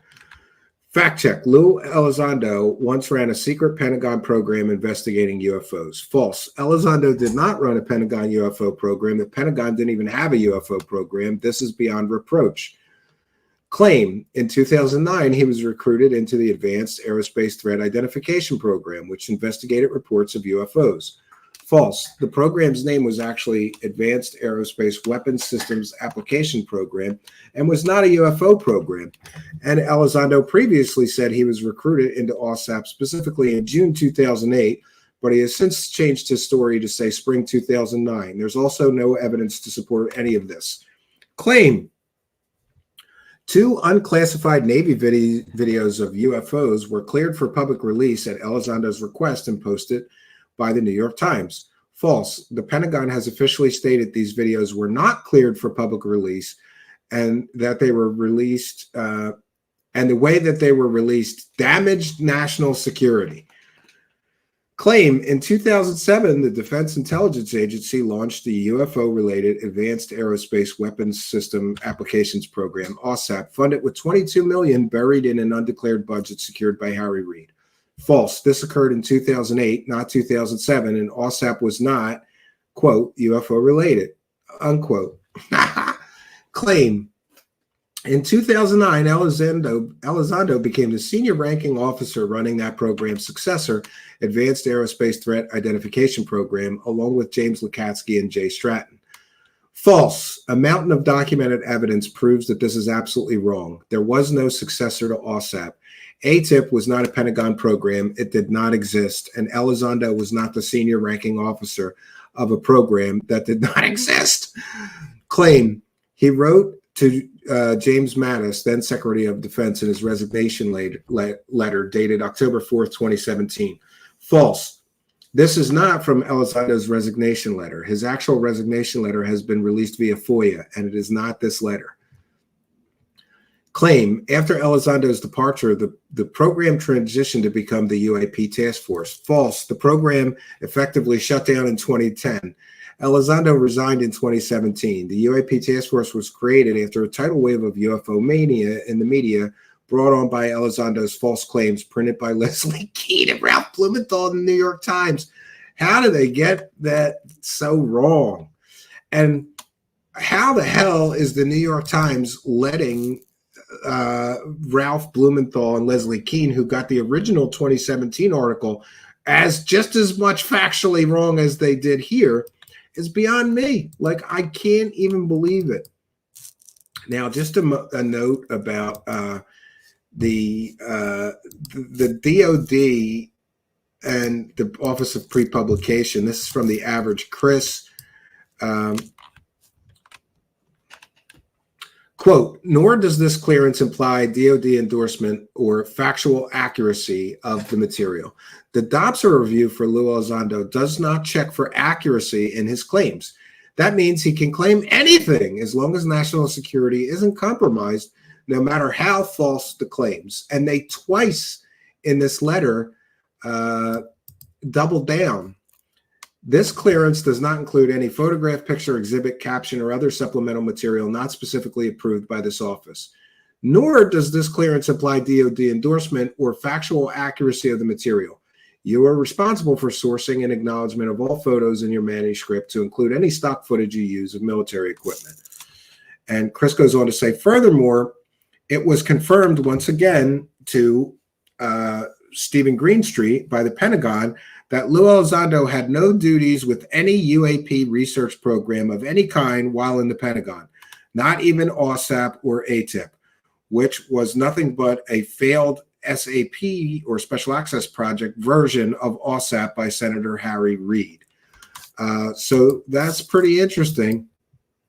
And Steven Greenstreet is able to actually get the Pentagon to respond. I've never been able to, but they have a real prejudice towards people that, you know, oh, I have a YouTube show or I have a podcast. They don't care. They won't get back to you. But since Greenstreet works for the New York Post, he's able to get some comment.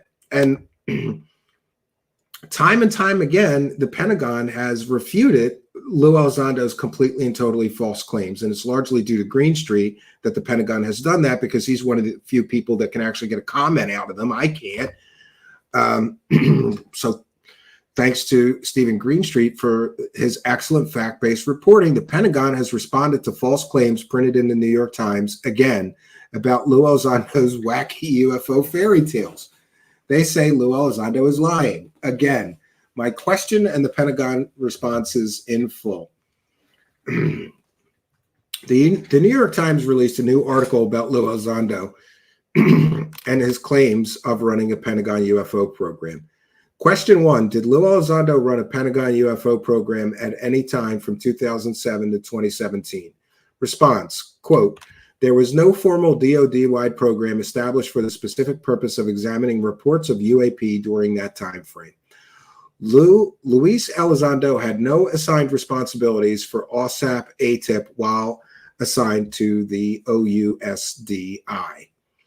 Question 2, was ATIP the successor program to OSAP? Response, ATIP was another name for OSAP. It was not a successor program to OSAP. The purpose of Advanced Aerospace Weapons System Applications Program was to investigate foreign advanced aerospace weapon systems applications. In other words, not UFOs, with future technology projections over the next 40 years, and to create a center of expertise for advanced aerospace technology. The goal was to help understand the threat posed by unconventional or leap-ahead aerospace vehicles and technologies that could have national security implications for the United States. The program commenced in fiscal year 2008 with the $10 million appropriated in the Defense Supplemental Appropriation Act. The Defense Intelligence Agency awarded a contract to the sole bidder, Bigelow Aerospace Advanced Space Studies, LLC, in developing the reports and exploring how to create a center of expertise. And again, they weren't supposed to waste money on UFO hunts, but they did. And remember that $10 million, this is what they were supposed to be doing. Better understand the threat posed by unconventional or leap-ahead aerospace vehicles. What did they spend that money on? Studying skinwalker ghosts and poltergeists and space monsters at a spooky ranch. So they misappropriated all the money to go on their personal UFO crusade. Anyway, the moniker ATIP for Advanced Aerospace Threat Identification Program became associated with OSAP following a letter from then Senator Harry Reid that requested the establishment of a DoD Special Access Program called ATIP for the work being performed under what DOD termed OSAP. DOD declined the request, but some in that department began using the term ATIP when referring to OSAP and continued to use it to offer after OSAP ended. After OSAP ended in 2012, any effort called ATIP was not a recognized official program and had no dedicated personnel or budget. And again, Lou Elizondo claims he was the director of ATIP. No, you weren't, because that program was not an official program and had no dedicated personnel or budget. I refer you to the historical record report, volume 1, available on arrow.mil for more information. Question 3. Were those 2 Navy UAP videos cleared for public release by DOD at the time of their publication in the New York Times article in 2017? Response. Per the original submission of the Form DD 1910, the submitter requested release of the videos solely for research and analysis purposes by the U.S. government agencies and industry partners, and not for general public release. Question 4. After 2017, did a Pentagon UFO program named ATIP transition into the UAP task force? Response. There was no recognized official UAP DoD program named ATIP. Since Project Blue Book, there was no formal DoD-wide program established for the specific purposes of examining reports of UAP until the establishment of the UAPTF in 2020. As we have said many times before, the safety of our personnel and security of our operation is of paramount concern. Before the UAPTF was established, the military services dealt with reports of UAP in the same manner as they did other reports of other safety operations, security OPSEC incidents. These efforts by the military services were not an official department-wide UAP-specific program. I refer you to the Historical Records Report, Volume 1, for more information on the history of U.S. government UAP programs. And I love the graphic. Pentagon responds to the New York Times UFO article. Nope. So completely and totally fake information. That's what Lou Elizondo is peddling, and that's what all UFO messiahs peddle. Disinformation, misinformation, and fake stories. Lou Elizondo is a fake Pentagon UFO program director. Now it appears he's backing off of that claim and just having people call him a former Pentagon official instead of the former director of a program that never existed. And let's take a moment to recognize it's largely due to Steven Greenstreet that people have to correct their reporting. Now, I've certainly done some digging as well, and so have many others, but this is the kind of reporting that is just ruining the Lou Elizondo grift, just destroying his fake background and his fake stories and his fake nonsense. And I'm actually sad when I consider that the New York Times actually let the liars, Blumenthal and Leslie Kane, whatever, do another article in the New York Times. Consider myself a news junkie, and the New York Times always had such a reputation for accuracy. And the fact that they're letting these 2 nutters tell completely and total fake porkies in the New York Times means the New York Times is now a shit rag. It's just a shit rag now. It's not prestigious. It's not accurate. It's a shit rag. But interesting that the Pentagon, like I said, I think they're getting tired of this clown. I think the Pentagon and some people within the Pentagon are tired of this UFO profiteering fake Pentagon UFO program director that never was. And they're starting to respond to journalists' requests and set the record straight. Now, how the hell is this guy selling a book based on all these false previous claims? I don't know. To me, that's a form of consumer fraud, allegedly. Or could allegedly be a form of consumer fraud, in my opinion. You're lying about running a program that you didn't run in order to sell a book to convince people that you have some kind of insider knowledge that you obviously don't have, because your book is full of nothing but space monster stories and no evidence. It's so stupid. And the hero worship here, Lou Elizondo is a hero. He's a hero for lying to you for all this time? Why is he a hero exactly? Heroes don't generally lie, do they? I don't know. It's just ridiculous. I notice Average Chris is speaking in a UFO spaces. The UFO fifth column, Jason Stan steps out and we step up. So that's interesting. I cannot believe that this is where we're at, that Lou Elizondo is allowed to just lie to the American public to sell a book. I think that the Pentagon has gone pretty far in trying to correct the record, but I think they ought to list, I think my personal opinion is that they owe the American public a press release or even a press conference where they should just stand up on a podium and say, this man is lying to sell a book. But you will notice, one thing I've noticed in my historical research is that the United States government generally don't call bullshit on these people. There's been a long-standing tradition that they do not comment on private citizens. Once you leave the government, you're a private citizen, you have freedom of speech. You can say whatever you're going to say. And they generally do not correct the record. And it would be very easy for them in the case of Lou Elizondo to just do a press conference or write a press release and say this man is clearly lying to sell a book. I think that the American public deserve that from the government. If you're going to lie and say you ran a government program that you never did, doesn't the government have some sort of responsibility to not let people get scammed, allegedly scammed, by a less than credible clown selling a UFO book, which, by the way, is worthless. This book is absolutely worthless. Maybe if there's another pandemic and a toilet paper shortage, it will have some value. But other than wiping your ass with this book, it has absolutely no value.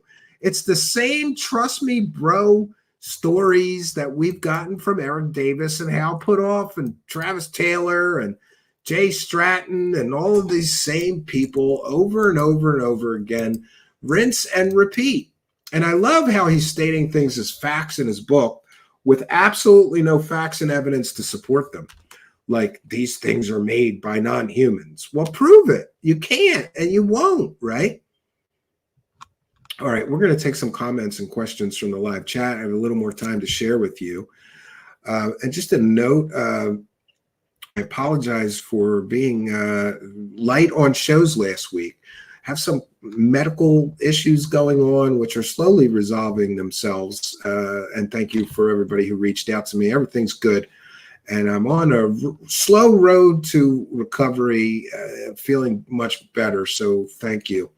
So questions or comments for me, please put them in all capital letters. I'll take some questions or comments from the live chat, but everybody seems to be, I don't know, having separate conversations here in the live chat. Sunlover 5000 says, we missed you. All right, thank you. Aaron Flores, really? What happened with Wilcock? Not sure what you mean. He claimed that I got him swatted. We got the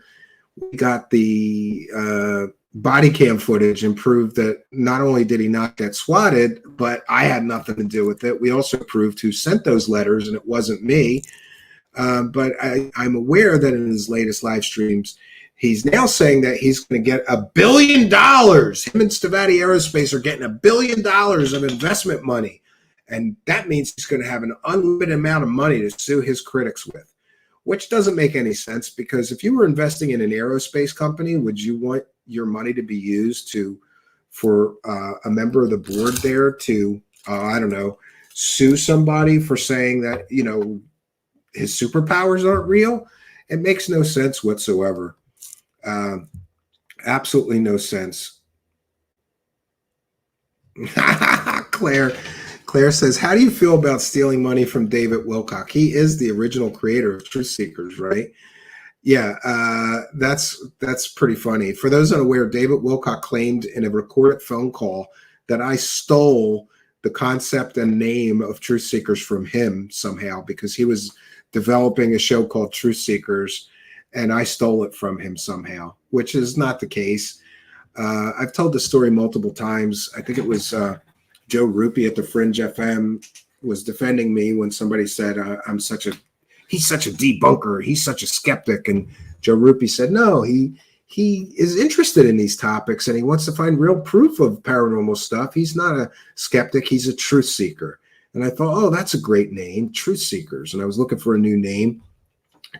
My previous show was called The Midnight Hour, but I always felt like it had to be at midnight or it was like false advertising. So I wanted a show where I wanted a name for a show where I could do it anytime I wanted. That seemed like as good a name as others, but as luck would have it, there was a British, like a comedy show called Truth Seekers that came out right when I started this show.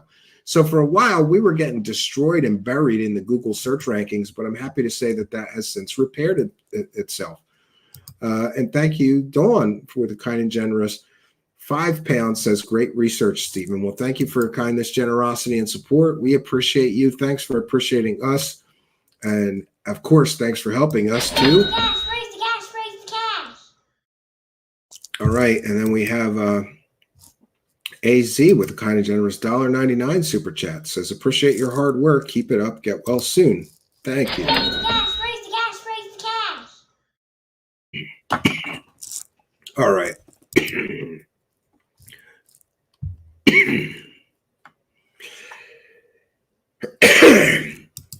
Yes, good idea.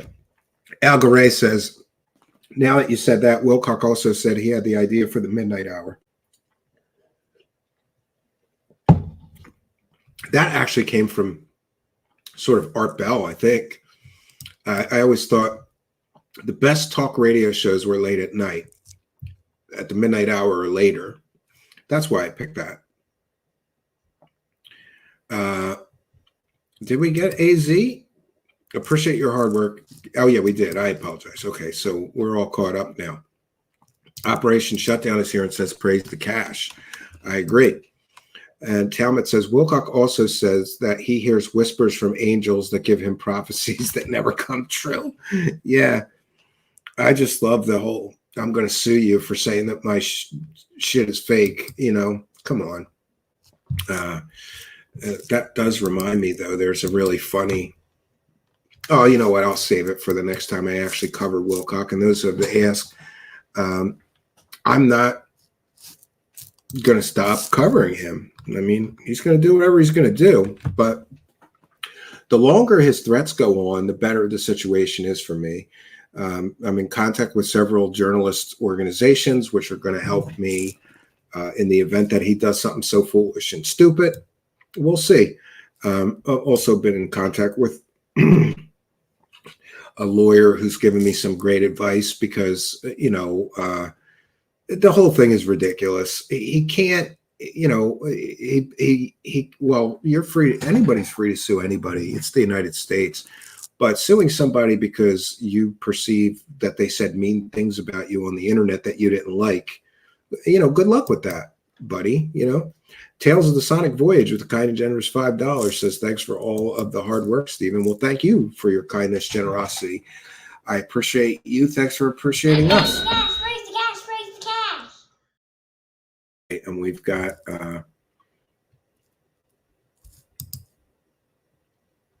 we are Stephen from California or Canada. We are Stephen from Canada. I headed a program called Flying Anomaly Response Team, aka FART. Yeah. Above the clouds. Okay. Michael Padilla says, did you know that Linda Moulton Howe began her career in Pennsylvania? Yeah, and she used to live right near me in Philadelphia as well. And that's interesting. I think she still has a house in Philadelphia. Yes, Soil Alpin 900 AD says, Wilcock's imaginary legal team will talk soon. Yes, and Aliens are says, Wilcock's nervous gained 20 pounds out of banana sandwiches. Wouldn't surprise me, right? Would not surprise me. And his latest live stream is kind of ridiculous. He's claiming that his shady aerospace company that can't even pay their bills and is getting sued by multiple creditors and an investor, is somehow getting $1 billion in investments. And it's all happening in the next couple of weeks, right? He's been saying this shit for 2 years. Look, for those unaware, the first thing an investor does is do their due diligence. And when you find out that another investor is suing that company that you want to invest in and calling them essentially I'm paraphrasing, but the investor in the court documents called David Wilcox Aerospace Company an investment scam and a Ponzi scheme. You're not getting new investors when that happens. That's just my opinion, but what do I know? I've only owned a business, for many years. Wilcox lives in fear of the smoke detector alliance. Yeah, he sure does. He sure does. We'll see what happens, right? So listen, I think we've done our due diligence. I have other things to do tonight, like hopefully my wife. Anyway, we're going to bounce on out of here, but I will be back all this week at 9 p.m. Well, I'll be back tomorrow and Wednesday for sure. I'm not sure about the rest of the week, but I am light of one show, and I hate that YouTube yells at you. Like, you're missing 1,500 to 2,000 views. You're behind. Yeah, because I had to take a night off. God, AI algorithm gods, am I allowed to be sick and not do a show because I was sick without you bitching at me? But no, that algorithm is like cracking the whip, like, get back on that treadmill, bitch. Make more content. Whoosh, whoosh, whoosh. Yes, probably from the same people that offered Greer $1 billion. Yes. Wilcox with the smoke detectors is the funniest shit ever. It's so stupid. I love that phone call where he's like arguing, like, look, the fire department needs to come here and help me change these batteries. Oh, so stupid. All right, so we've done our due diligence, friends, but I will be back tomorrow night at 9 p.m. Eastern Standard Time. I hope you'll be here with us. Before I leave, I want to check in with the PayPal pledges. For those unaware, especially if you're sending a large amount, please send it through PayPal. The percentage is much, much less there. We appreciate each and every one of you. We thank you for your kindness, generosity, and support. We want to thank Maria for a kind and generous $100 PayPal pledge, who says the latest Wacky World of Wilcox episode was the best ever. Please keep them going. Yeah, I got to agree. And I want to thank Spooky for help with that one. Getting that. Somebody claims that you got them swatted, and what do? You get the body cam footage and you prove that they're a lying scumbag. You gotta love that gotcha moment, and I love those kind of gotcha moments. And we want to thank initials BD for a kind and generous $20 PayPal pledge. No message, but thank you for your kindness, generosity, and support. We appreciate all of you throwing a couple bucks in our hat. Thank you all for helping us to praise the cat. All right, so we've done our due diligence for today. I'll be back tomorrow night, 9 p.m. Eastern Standard Time. No place I'd rather be. Hope you'll be here with us.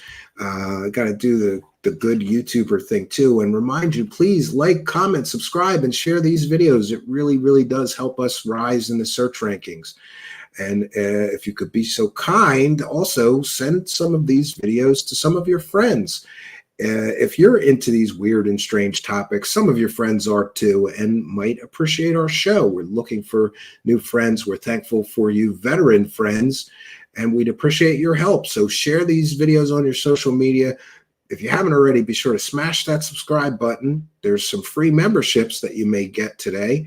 And we want to thank all of you for buying those free memberships and gifting those. And we want to thank you, Patreon supporters, YouTube channel members, PayPal pledgers, people buying me a coffee, any help and support. We appreciate you. Super thanks, people, Twitch subscribers. Thank you all for your kindness, generosity, and support.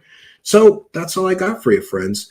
Until next time, my name is Steven Cambion. Good night, and God bless all of you, especially you, Mr. Elizondo. I will hope and pray for you that you decide to do something better with your life than lie to people or tell ridiculous evidence-free stories to make a living. Good night, and God bless all of you.